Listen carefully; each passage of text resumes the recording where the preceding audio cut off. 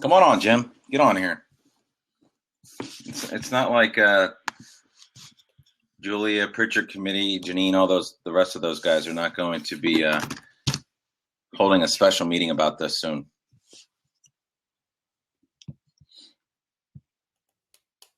This is like the Brady Bunch. I know. It's not a terrible thing. All right, so good evening. Welcome to PT Chat Live. My name's Joe Mazza. To my left on the screen, but to my right, looking at it, is Steve Santilli. He is a principal in New Jersey. Steve and I both led parent camps in our schools. And tonight's conversation is really all about breaking that down, understanding what that means, and allowing folks in the audience to be able to ask questions about how they would go ahead and do that. This past Monday, we had ParentCampUSA at the Department of Education. Had 364 parents and educators, community members, grandparents, school board members, policymakers from all over the U.S. join us. And both Steve and Assistant Superintendent in Boone County Schools, Jim Detweiler, who just joined us, we were all there. And the conversation continues on Facebook and Twitter at the hashtag ParentCampUSA. We're going to share some resources tonight. And Jim's going to play the lens of, we haven't done that yet, but what would we need to have in place if we went in that direction? And we still have an open seat. So if Steve comes back, we'll have one other empty seat. But good evening, Jim. Good evening. It's good to see you. Just saw you a couple days ago. No, long time no see. That's pretty awesome. Yeah. So Steve will be back on. He lost his connection here, and Alexandra just emailed me. She reached out on Facebook earlier on the Parent Camp Facebook page, facebook.com/ParentCamp, and said that she was looking to plan one of these. And she'd like to learn more information. So we invited her on, and that's kind of a cool thing that we can do on BLAB now, is just invite folks on. So if there's anybody listening that would like to join to ask a question or to just talk about this, feel free to go ahead and do so. We'll make that available in the last 10 minutes of the show. So here's Jeremy, and I know he is actually getting a parent camp going in Connecticut. Just talked to Judy Carson and who else? Vicki Myers and Carrie Jasper earlier, who were talking about that happening. So welcome, Jeremy. In a second, Steve Santilli will join us. I think he's trying to reconnect now. So anyway, ParentCamp.org has been set up as a resource. And this was set up a couple years ago. Glenn Pescator and I at Knapp Elementary School, we facilitated one of these in April of 2013. Hey, Jeremy. Hey. And we did the next one a couple months later in November of 2013 at Knapp. Those were the first two, and we just continue to just start sharing, as most of us do anyway, online about how to do these. So, Jeremy, why don't you kind of walk us through what your thoughts were from Monday, because you were there at ParentCampUSA as well, and then what your initial questions would be, and Jim, you can kind of do this thing if you were to go and try to bring this home, bring it to Connecticut, and Jim, you're in Kentucky, you'd be bringing it to Boone County. Just introduce yourself and your roles, and then we'll get cracking. Okay, you hear me? Yeah. Hi, I'm Jeremy. My impressions from Monday were I was extremely impressed. I think the thing that amazed me was how fast it all pulled together. So I guess that makes me wonder if that, is typical, or whether you need. And I'm also kind of wondering how many partners you need. I guess I have a lot of questions. Yeah, and let's put all the questions that we can in the side, the chat bar on the right-hand side. So that way, if we don't get these answered or we don't get to everybody, at least the questions are out there, and we can move the discussion over to the Parent Camp Facebook page. And I just put the link up there. Hi, Becky. Awesome. There's Steve. He's back. Excellent.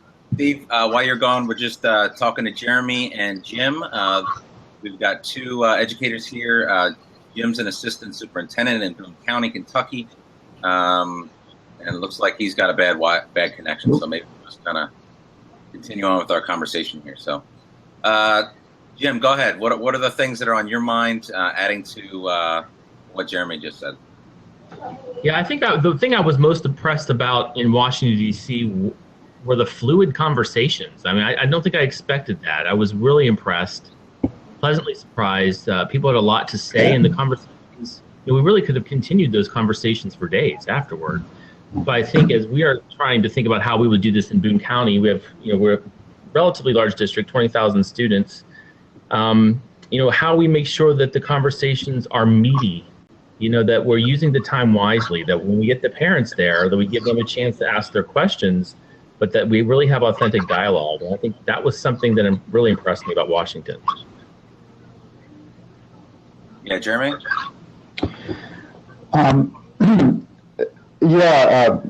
Before going, my first thought was it's going to be very hard to end conversations after half a day. And I guess I did feel that way, that it ended and there was so much enthusiasm. I mean, the good thing about it ending so fast is that it kind of forced you to want to keep going and do the next thing. So I guess in that way it's good. But I guess, so I wonder, is there a reason, do ed camps typically last half a day?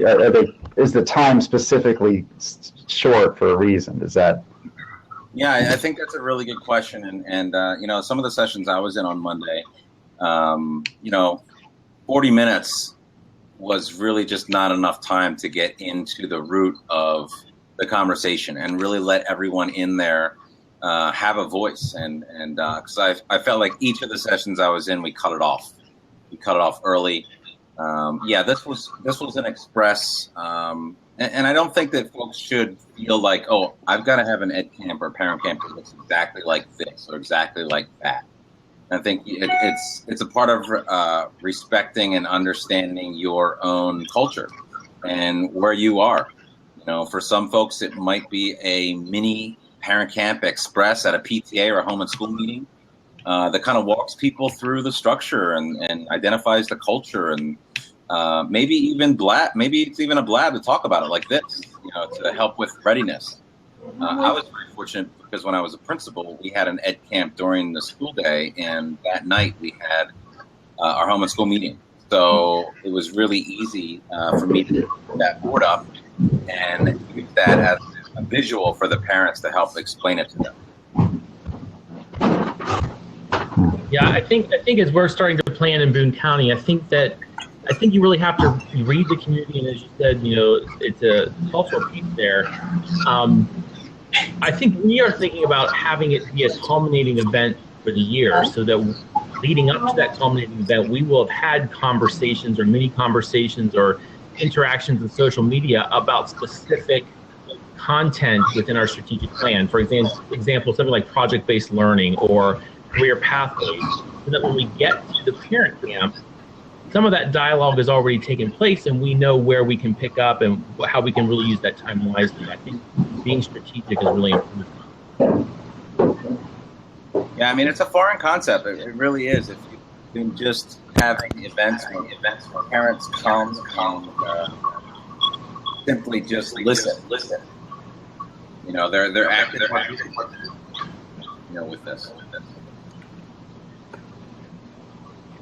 One of the things I wanted to add was based on what Jeremy was talking about. Some of the feedback from the surveys we got in ParentCamp South Jersey was exactly what he was talking about. We built in time to have 2 sessions and then almost a time to be able to let parents network. And they actually said, you know what, you can do away with that totally, and we'd rather have another session if need be. So I think it's kind of putting something together that you think based off of your culture and climate of the school, what's going to work. Trying some of those mini sessions like Joe was talking about at that time. Ultimately, having that parent voice is important in anything we do. So that piece is something we're going to add this year. And to be honest with you, I felt as if it almost would allow us to build and establish a situation where, hey, you know what, if you need to leave at 12 or 12:30, we're going to have another session. and almost make that an unconference time. Or, hey, you know what? We have some people that are going to hang around, listen to the ideas, and we'll keep the conversation going. But when people have responsibilities and don't feel still obligated, they're going to miss their daughter or son's soccer game or whatever's going on, and they can stay or they can leave. So it's just kind of feeling it out. Yeah, and Steve, I don't even see you on my screen, which is crazy. I didn't even know you were there. For me, it still says open seat, so it's like a ghost. Going in and out of the Halloween live episode where you're speaking from the comment bar on the right-hand side. So anyway, and I'll try to do the same thing. When you're not talking, just try to mute yourself. Just hit that little sound thing in the lower left-hand corner of your box. It should get rid of the feedback when you're not speaking. All right, so we've got some questions coming in on the right-hand side, and I want to make sure that we speak to those. It looks like, hey, Todd Nessalone is joining us, and Todd's doing a BLAB tonight with Adam Welcome at 10 o'clock Eastern. So Todd, feel free to throw the details in there on the chat bar. I think it's going to be pretty cool. I'm going to try to catch it later on replay at least. But the question comes from Simba Nalex, SIMBANALEX. If you have a mini parent camp to sell the idea of parent camp and to get school buy-in, what would you recommend to make them want more? And I think let's answer this. We'll start with Jim, then we'll go to Jeremy. I'll chime in, but any of the other folks that are listening on here, please, how would you answer that? Throw it in the chat bar. Let's try to get Simba Nalex, and I apologize if I'm not saying that right, as much feedback as possible. Go ahead, Jim. That's a great question. I always fall back on this approach to surprise and delight, which I stole from a colleague in Eminence, Kentucky. Surprise and delight. So how can I surprise and delight the parents in a way that they want to come, they want more, like you said. And I think for us, something that came out in some of our book studies is that some of the parents, they feel intimidated. They feel intimidated by educators. So how can I, as an administrator, surprise and delight the parents in that short time that I have so that they feel comfortable and they see transparency and they feel comfortable to say, you intimidate us, so that the relationship is real. Surprise and delight. Surprise and delight. Jeremy. Actually, I was just typing something else, which was one idea because it came out of what Jim was saying about where people come and go. I kind of think that's a way to do it. But in terms of, some sort of teaser, I guess. So if it's maybe, I guess I'm answering my own question from before. That having a limited time kind of gets people wanting more. But I noticed if the question is about selling the idea, I think inviting all the stakeholders, inviting the administrators, and including the teachers and the parents, and having kind of almost like a pep rally kind of session, and getting people really excited could be a way to start, and then kind of open up a couple of different discussions, and then ask people to kind of submit questions they might have, and say that we could follow up later. I guess I'm just kind of thinking out loud here. Yeah, and there's no problem with that. Jeremy, as well as Alexandra, that's who asked our question, Alexandra. She was going to join us live, but we had some tech difficulties, so no worries. We'll follow up and answer them here. Hey, Steve, will you mute your microphone there, or your little sound piece in the lower left? I think we're getting some feedback. But anyway, I think that, Jeremy, you're onto something, because obviously we've got to share with folks that this is something that we should be looking at, because there's hundreds, if not thousands already, of schools that have done ed camps, whether for parents, for students, for teachers, for administrators. You can't go to a professional association conference or see an educational magazine without seeing something regarding unconferences or ed camps. So I think you're onto something, because you certainly want to make sure that people know what it is and what you're talking about. You know, if you've been to one ed camp, it doesn't mean it's going to be exactly like the other one that you've been to, and really want to make sure that people are understanding of the core beliefs. There's certainly a great book out there. It's one of those little mini Corwin books that has Kristen Swanson and Hadley Ferguson and the rest of the ed camp founding team wrote it. So that's a really quick read. It just kind of really goes through the core beliefs of it. But edcamp.org, they just revamped their whole website. It's a really great resource. I think that's an important piece of just, all right, what does it look like? Show some videos. Look at some of the Twitter feeds, some of the hashtags of some of them that are going on, and say, hey, look, this is what's happening this weekend. There's like 30 of them on a Saturday. And when, what turned my head was seeing the teachers, flocking to these things on a Saturday, giving up their family time to go learn. They're all free, and they're open. I want to also add what Jim was saying as well. It really comes down to what we talked about at ParentCampUSA, Joe, is the fact that we started out in trying to get our regular parent involvement committee meetings rather than a huge parent camp. And we turned that really into just a mini session, almost like a mini parent camp. And instead of just stand and deliver and just providing them info, we were actually providing them with professional development more than anything, bringing in outside resources. And the biggest thing, which goes along with what Jim was talking about, is the fact that the feedback from parents a lot of times is that we speak above them. We start using acronyms for everything, and they're just shaking their heads. What is NCLB? What is an IEP? It's just they roll off our tongues because we're so used to them. But in reality, we have to kind of slow it down and even just have a session on, it could be something as simple as what is an IEP? It's those types of things, I think, breaking down those barriers. Yeah, edgy jargon.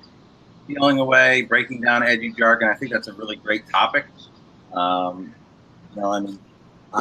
There's plenty of jargon that I still wonder about. Now I'm a preschool dad, so I'm looking through a different lens here. But certainly important, and certainly one of these topics that we want to have topics that aren't about us, but they're about what the parents' needs are. Yes, can we be savvy and kind of weave in some of the things that we're working on in the district in these conversations? Absolutely. But they don't necessarily have to start with those. We can dovetail those. Steve, anything else initially that you had to sell your staff or your parents on when you got your first ed camp off the ground last year? Well, the first thing we did was we actually started with Parent Camp South Jersey in November. So it happened prior to the first ed camp, and they both have a totally different feel. One of the things that was the most beneficial wasn't necessarily me trying to get staff involved in this. It was more of trying to get the parents and the community involved. And we had some really strong parent leaders. I have to say that if it wasn't for some of our parents that stepped up to the plate and got behind this vision of what it was going to look like, it wouldn't have been successful. It was something that there was no way that I would be able to do this myself, whether it was just me and some teachers or whatever.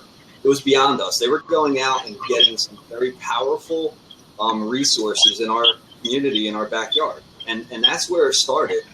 Trying to get this Google form filled out, trying to get some interest. And you have some people that aren't comfortable, for instance, maybe filling out a Google form. We would actually do it for them. They would kind of say, hey, listen, this is what we're about, this is what we do, and what we can facilitate a topic on.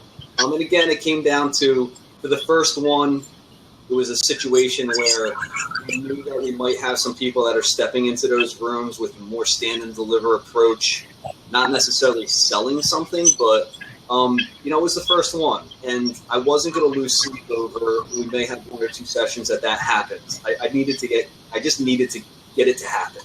And then now you start to live and learn a little bit, and it's just part of the process. You take those baby steps, and you like anything else, you got to crawl before you walk, but you got to at least start crawling. That's really what it comes down to. Absolutely. I'm looking at the Twitter feed here. I noticed Bob Ferris got rid of his Snapchat picture, and now he's got a nice professional picture of himself on there. So nice work, Bob.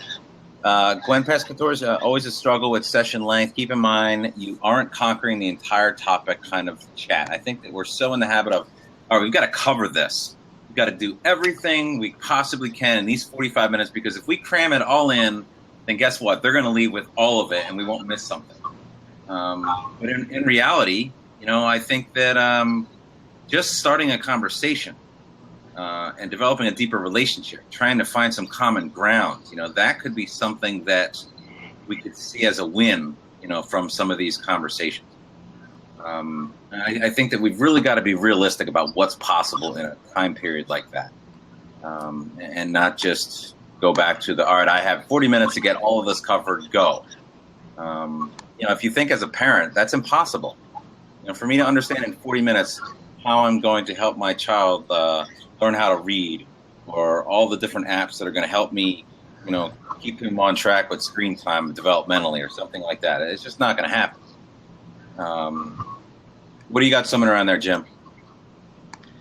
Well, I was just thinking, again, depending on the community, the very act of throwing or putting together a parent camp, sends the message to your parents, we want to partner with you.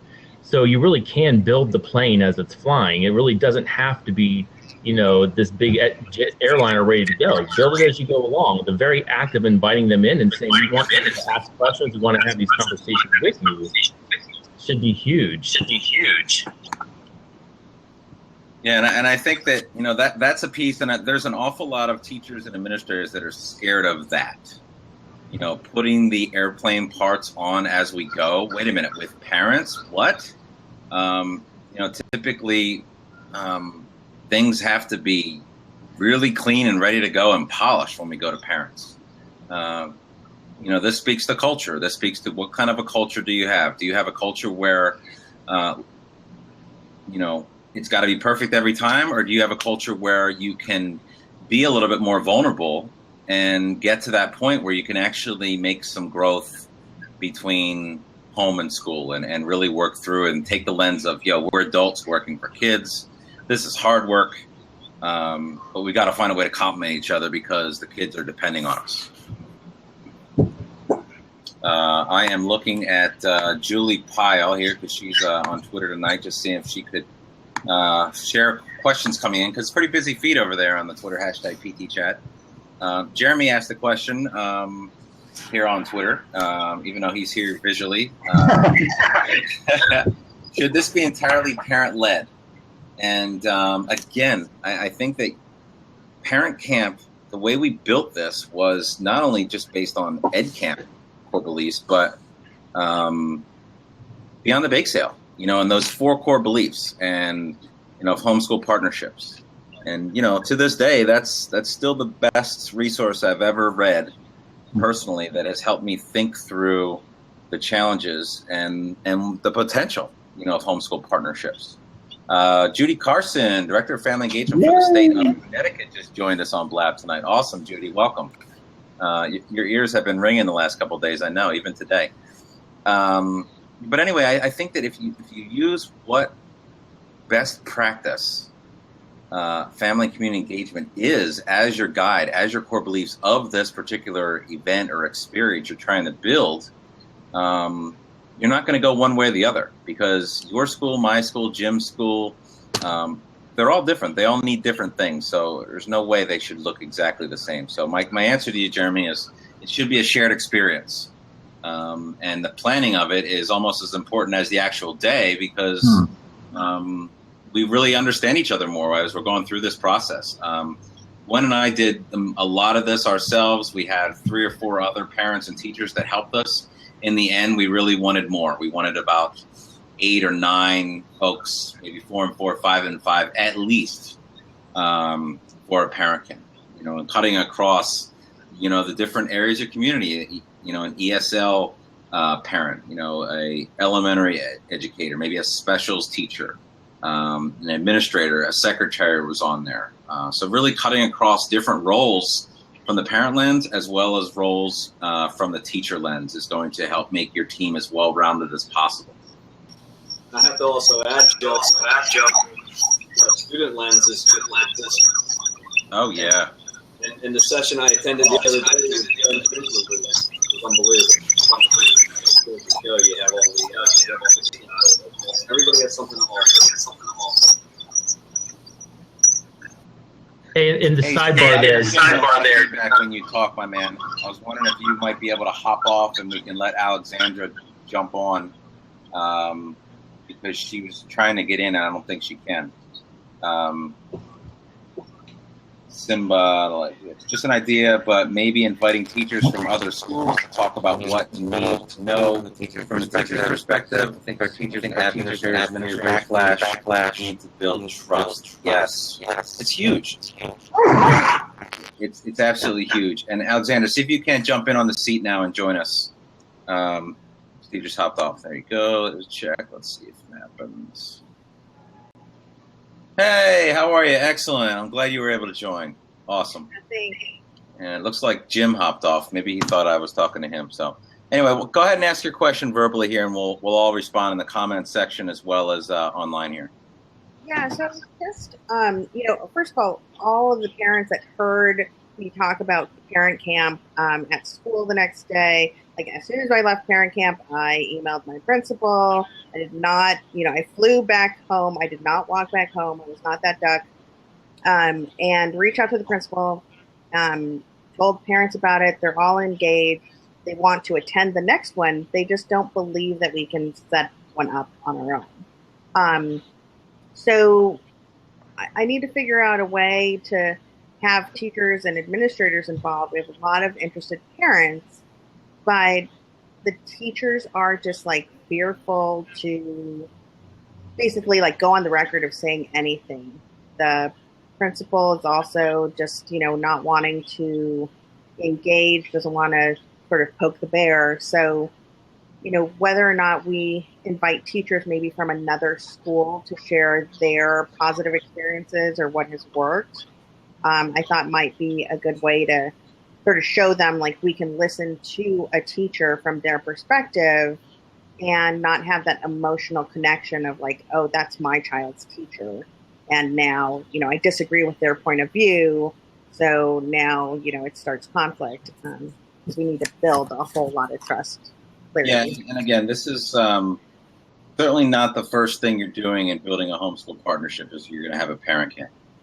Core belief number 4 says it's up to parents and educators, but most importantly, educators and especially school leaders to set the table for family school partnerships. So that's certainly something that, hey, if they're not ready to be there yet, that's a major obstacle, to get solved. And your role is, are you a teacher? Are you a parent? I'm a parent, pre-K through. Okay. I'm a preschool dad right now, and I'm trying to decide, how to engage in my class. I'm seeing through that lens now. I'm not sure I want the person who I'm working with wants me to engage with the class or not, right? I haven't said anything that I'm an educator or anything like that, to this person. So it certainly is tricky, and I'm trying to navigate this. There's no rule book on being a parent that wants to be engaged but doesn't necessarily see opportunity. Jeremy, how are you feeling? Is your leadership ready for something like this? How do you navigate this question? I really don't know, but you made me think about that kind of feeling that a lot of people have where they don't know what level of engagement they're supposed to have. So they know that's a good idea, but they don't know. So I guess a question that has been running through my mind is, in setting one up, do we have to do some sort of research about what it is that people are wondering about? What problem are we trying to solve, or what issues are we trying to address? So we might talk about a parent camp, but it might just be an abstraction. Like, so what is this again? Is this like in addition to like volunteering at the school? If we approach it by knowing what it is that people want to have concerns about, and this would address that, I guess I feel like we need to know more about what people would be looking for. Yeah, and I'm going to go to Steve on this one, but I think that if we go into this thinking we're going to have some kind of solution or some kind of shiny new tool after we get home, I think we're setting ourselves up. I think that if we're going into this as this is really going to help us take the next step in our homeschool partnerships, it's going to make us a little bit more human and able to partner back and forth because of some of these experiences, because of some of the stories that have been told, the shared experiences, knowledge on a personal level. I know when our parent camp, some of our teachers shared some personal stories, whether it was about them or about their kids and that made a real difference because I was in conversation with parents weeks and months later where these conversations were still in the front of their mind. So instead of like this is Mr. and Mrs. So-and-so, they're up on this pedestal because they're a teacher.